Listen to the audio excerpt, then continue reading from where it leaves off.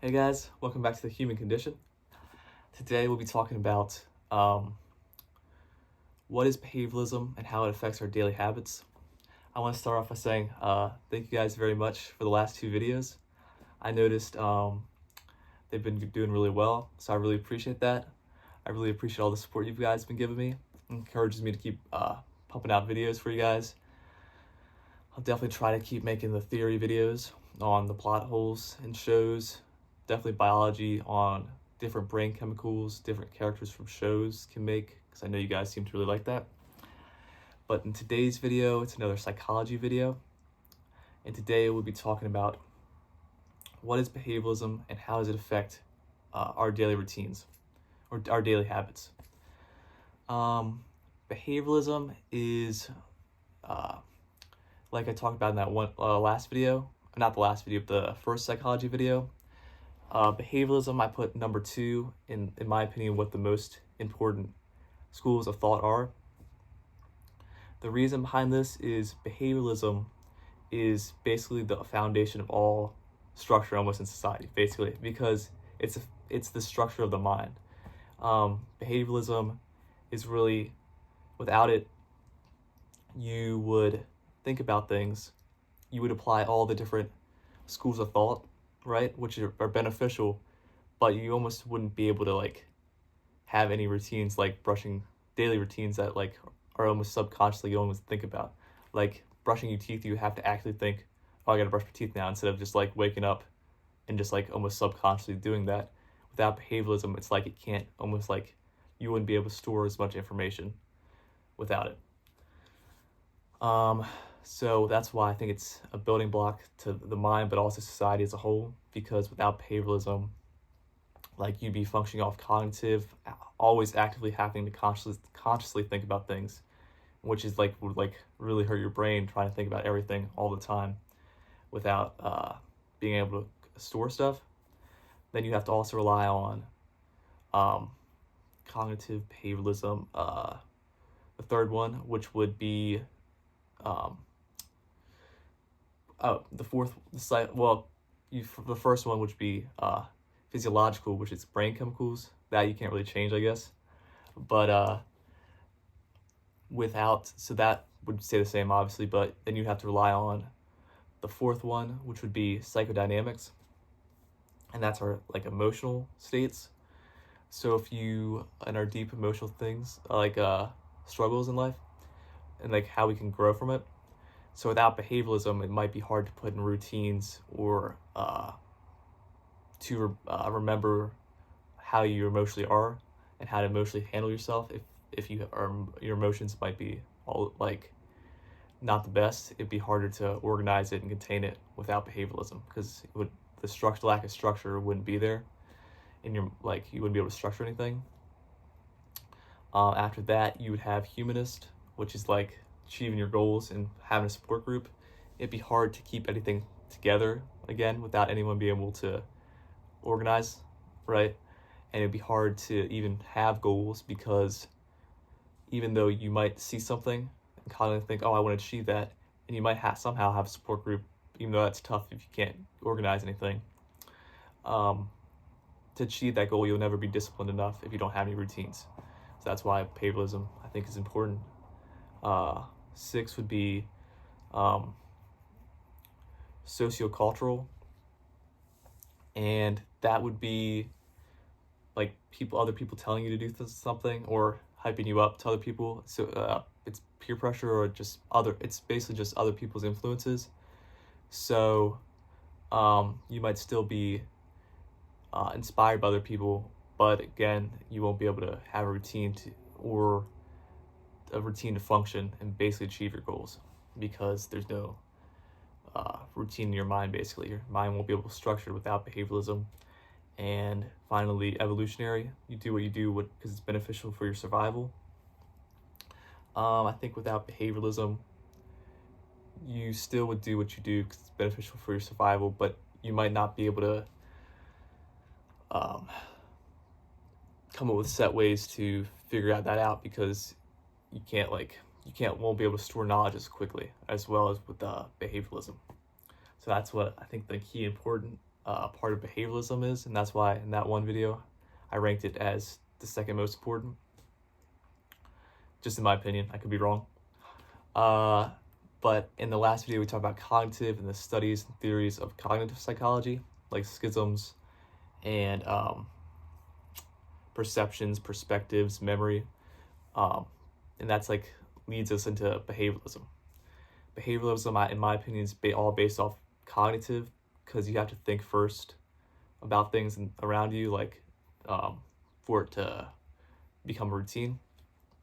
But behavioralism is basically taking that cognitive, what you think about, and putting it into a thing that you do every day, all the time, and then it becomes almost like you don't even have to think about it, you just do it. So this one might be a shorter video because there's only 3 main theories that I could find about behavioralism, because it's basically just routines, you know. But there's operant conditioning, classical conditioning, and sociocultural, observational learning. That's more like called observational learning. So the first one, operant conditioning, is basically how people decide what is valuable to keep as a routine and what is not always that valuable to keep a routine, and it's all subjective. You know how like in that one video, truth is objective or subjective? I think it's this one. In this case, it's completely subjective based off the person. But operant conditioning is you try something new, and if it works out for you, you're more likely to do it again. If it doesn't work out for you, you're less likely to do it again. And that's called reinforcement or punishment. So let's say you go to the nightclub for the very first time. You're living it up, you're partying, getting some brewskis with the broskies, you know, and you have a really great time. And you come home the next day and you're like, wow, that was great, I might want to do that again. And then that would be an example of positive reinforcement, because you're getting to go to the nightclub and you had a good time, and it reinforced something that felt good with you. So you're more likely to want to do that again and less likely not to want to do it again. Now, another scenario, let's say you go to the nightclub, get too hammered, and you come home the next day and you're hungover, right? That would be, and then you start throwing up, and that was your first experience ever at a nightclub. You're probably, unless you like throwing up, you're probably less likely to have enjoyed that time. That being said, this would be an example of punishment. So this would be a positive punishment because you're getting something you don't like, right? Like throwing up. You're going to have to throw up. Now this person's first experience and this person's first experience were 2 very different things, and that's what explains why people in life are so very different, because everything's based off experience. So the first person would be like, hey, do you want to go to the nightclub? He's like, oh, I do not like night. The second person might be like, oh, I don't like nightclubs because I had a bad experience the first time I was there. And that kind of explains a lot. That can kind of honestly explain a lot of psychology behind why people have better experiences with some things rather than other things. So that would be an example of positive punishment or positive reinforcement for the first one, and then positive punishment for the second one.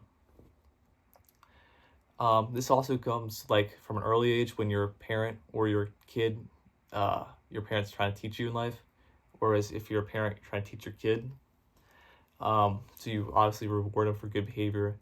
I guess you have to punish them. I wouldn't be a good parent because I'd be too chill. Probably like, yeah, it's okay, bros. You got an F. It's okay, broski. F stands for fantastic. So I probably wouldn't do the best with this, but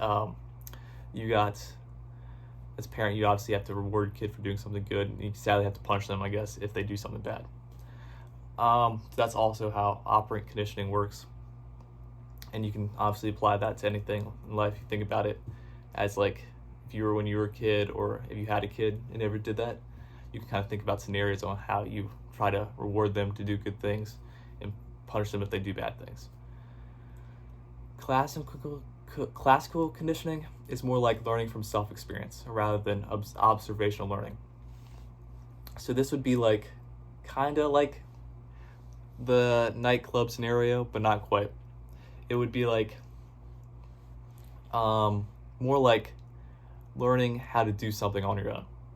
So it'd be like learning, if you had to somehow learn to drive by yourself, it'd be a combination of observational learning out on the road and classical conditioning by the way you perceive how you should do things.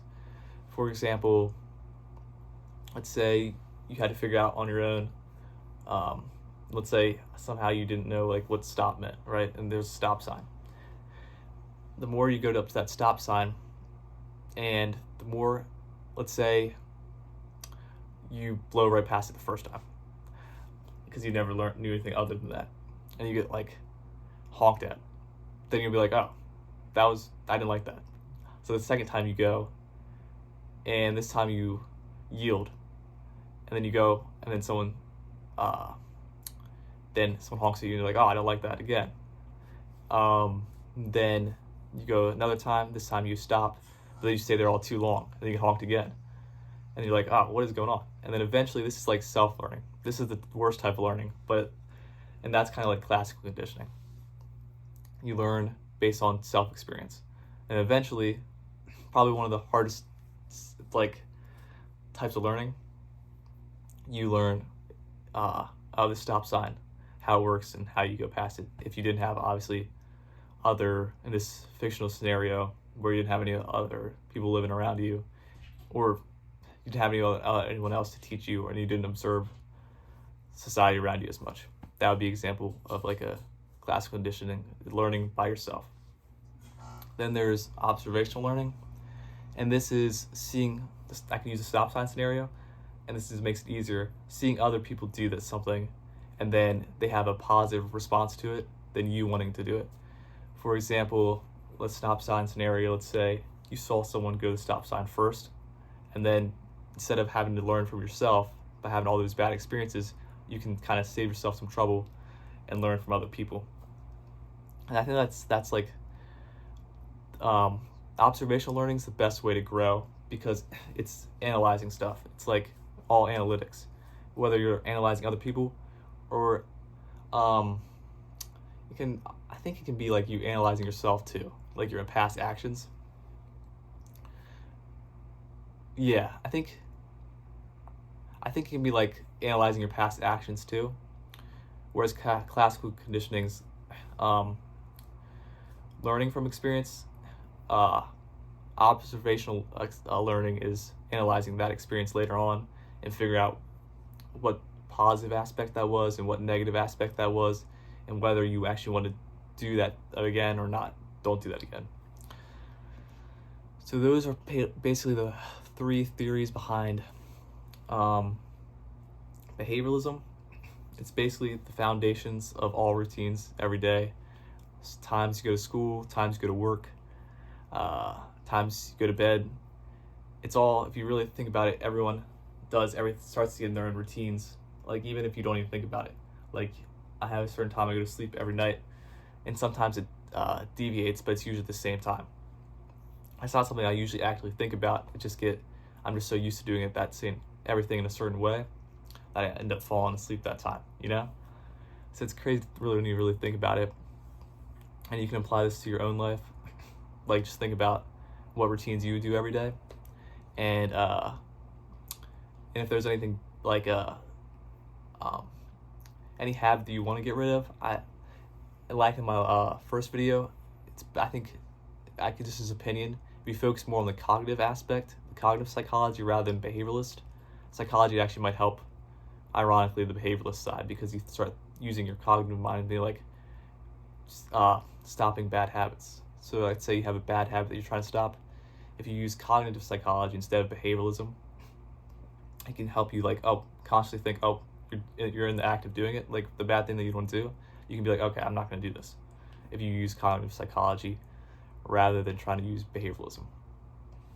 So yeah, that is behavioralism, and how does it affect our daily habits.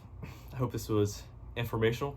I know this one wasn't super informational because it was just kind of brief, it wasn't like too in-depth about it, But I hope you learned something from this maybe, or just at least enjoyed it. I hope I get some good examples like the nightclub party and stuff. And the stop sign, I hope that was a pretty good example. But yeah, I hope you guys enjoyed this video. My next video will probably be, this was psychology, so my next video will probably be another biology video. So I might do either what fictional characters are the embodiment of serotonin, or do what characters from another show. So like what characters from probably like the Umbrella Academy embody, what characters from the Umbrella Academy embody, what brain chemicals represent each character from the Umbrella Academy. So that might be the next one. So stay tuned for that. Actually, no, the next one would be philosophy. My bad, I take that back. Philosophy, and it'd probably be, does the past repeat itself? So I'm excited to do that one. That should be a fun one. So stay tuned for that one, because if you observe it, the past really does repeat itself a lot. So I have a lot of good scenarios I think I can bring up, and experiences I can bring up for that one. But yeah, thanks again for watching. I really appreciate it. Disclaimer, like all my videos, if I say anything controversial or hurt your feelings, I'm sorry, I'll take it back. And yeah, like and subscribe if you want. I love you guys. I'll see you in the next one.